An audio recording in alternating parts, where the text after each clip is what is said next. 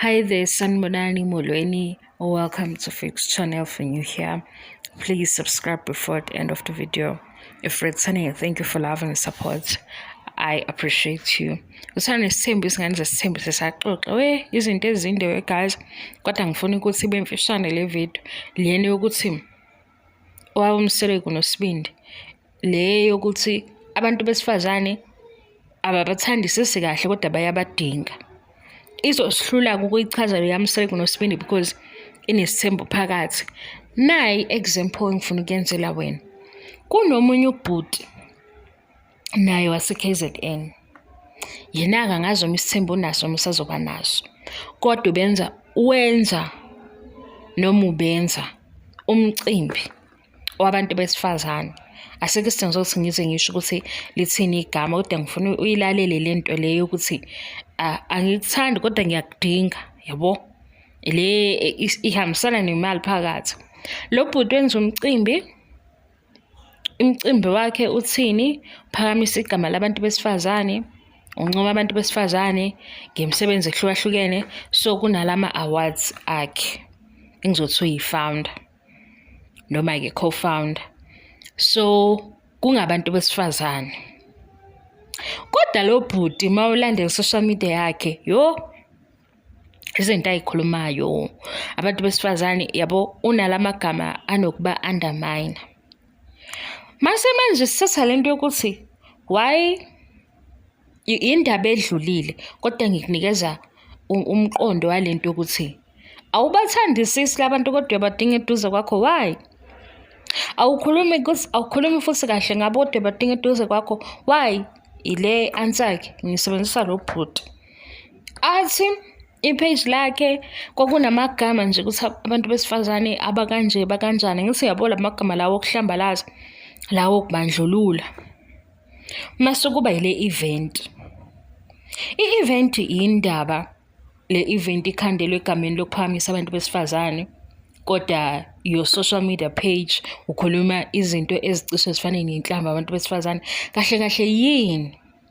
Angithi ungqongqoza ngabo masefuna i-funding.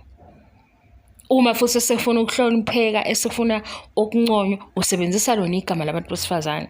Kodwa kahle kahle lezi zinto ayibhalayo umqondo wakhe. Lezi zinto ayibhalayo kwi-platform enkulu indlela azizwa ngayo. Kodwa imali ke mase kudingeka imali, fanele phela ahambe kulezi ndawo ahamba kuzona athi ngenza i-event enje, ngenza umcimbi onje, ngicelebrate abantu besifazane, ngiyabakhuthaza. Seyinemali ke le ye-event inemali. Le ayibhala ku-social media ile afuna ukuthi abantu abayibone, because mawuzofika negama lokuthi umuntu wesifazane okanje ubhale igama elisanhlamba, angithi u-invite abanye abantu ukuthi abeze bezomthuka because indlela ombona ngayo le wena. Kodwa mawusudinga imali uyaphinda futhi uzokhuluma ngabantu abafanayo ngoba manje sekunemali. Okuyikhona khona ikuphi-ke? Ngikuchazela lento yokuthi ke akabathandisisi ngezenzo, akabahloniphi ngezenzo, kodwa imali bayakwazi ukumlethela imali. Ukuthi ubudlelwano obunjani-ke lokho nami angazi ukuchaza ngethemu ye-English, kodwa ngifuna ukusebenzisela ubhuti, naye lo bhuti wase KZN. Nami ngaze ngaxakeka indaba yakhe i-trend, ngathi hayibo, uyicabangile lento ukuthi unale project ayenzayo ayimise ngegama labantu besifazane because umcimbi wakhona, ama-awards akhona amele egameni lokuthi kucelebratewa omama. Semuntu uyabathuka futhi, noma phela wayengabathuki ngey'nhlamba lezi ey'jwayelekile, kodwa lamagama okucasana, okubukelana phansi, oku-undermine umuntu wesifazane ngey'zathu ey'hlukene, elandelisa ukuthi umuntu wesifazane okanjena kwashe kwacima lawo magama lawo engathandi ukuwabala. Sathi ngase ngibuka ukuthi kahle kahle ile ndlela afila ngayo ngabantu besifazane, kodwa le enemali phakathi imphoqa ukuthi akakhulumi kanje. Ileyo ndlela-ke mina engithi uma ngibuka lama-TV shows awu-2 ngibuka ubaba uMseli ngithi hayibo, into nje yenzeka kanjani because amakhosikazi akhe lama sengithi ishow izoma phela ngamakhosikazi. Ngiye ngale kuSibindi, uSibindi kuthiwa ufuna isithembu, kube uyohleka kuqala ethi isithembu somjolo. Abantu abangalaleli kube kuwuyo ongalaleli, abantu abangalaleli. Ngithi pho amantombazane yaphi ngoba akafuni ukuwahlonipha. Angithi phela yena kumenzela igama, lelo gama lelo, lezo y'bongo lezo, nalolo dumo lolo, nemali kuyangena ku-TV show. Kuba phela yena uyavelela, njengoba nje sireview izingane zesithembu sikhuluma ngoSibindi, ngoba uSibindi owenza ishow ngale mjolo yakhe. Le mjolo yakhe u-introduce abantu abasha njalo.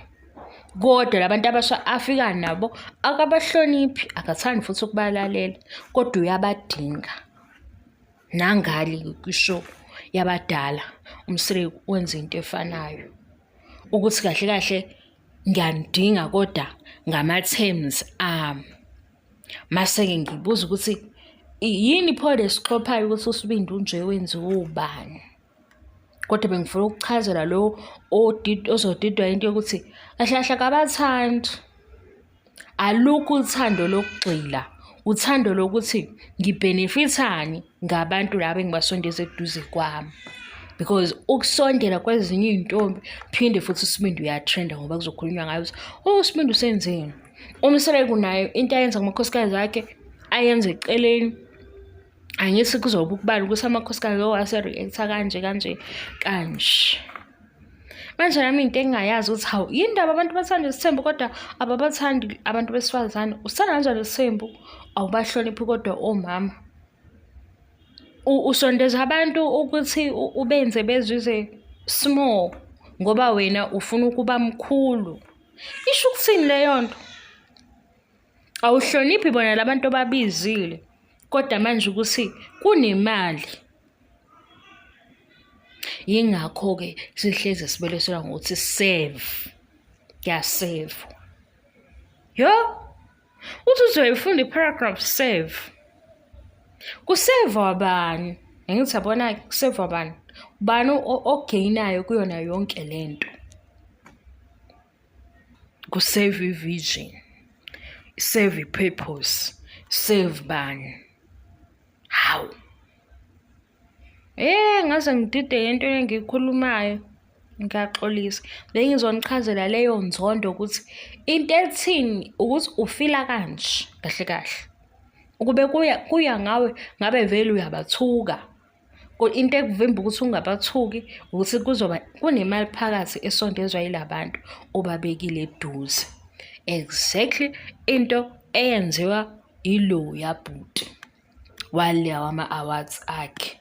Nami ngaxakeka ngathi hayibo, wayekhulume kanje ipage lakhe kanti bengalinakile ngoba indaba yakhe isi-trend. Mase ngithi ngiyehla nepage labhuti ngiyashona phansi ukuthi ipage lakhe lithini, ngiyayifunda izinto ayibhala. Hayibo lo uhlezi egxibha nje ekhuluma kabi ngabantu besifazane, kanti yini inkinga? Shuthi ufila kanje ngayo ngabo, like unaleyo nto leyo futhi isifo wegazi. Obhuti bethu sibanale sifo lesi, hayi bonke banesifo nje sokunyanyiswa abantu besifazane. Ubona ngisho abanye kuyivideo iy'ngane idansa, sebeyothuka ingane, seyothi ingane othola usigqoke i-uniform yesikole, ubona ingane iyadansa. Like angazi banalento yokuthi bafuna angazi noma banamandla ngaphezu kwabantu besifazane noma kanjani, kodwa nje umqondo omubi mawuthi awulandela ukwakheka kwawo nokurezinwa kwabantu labo. Mawuthi uyabheka nje yini inkinga yenu?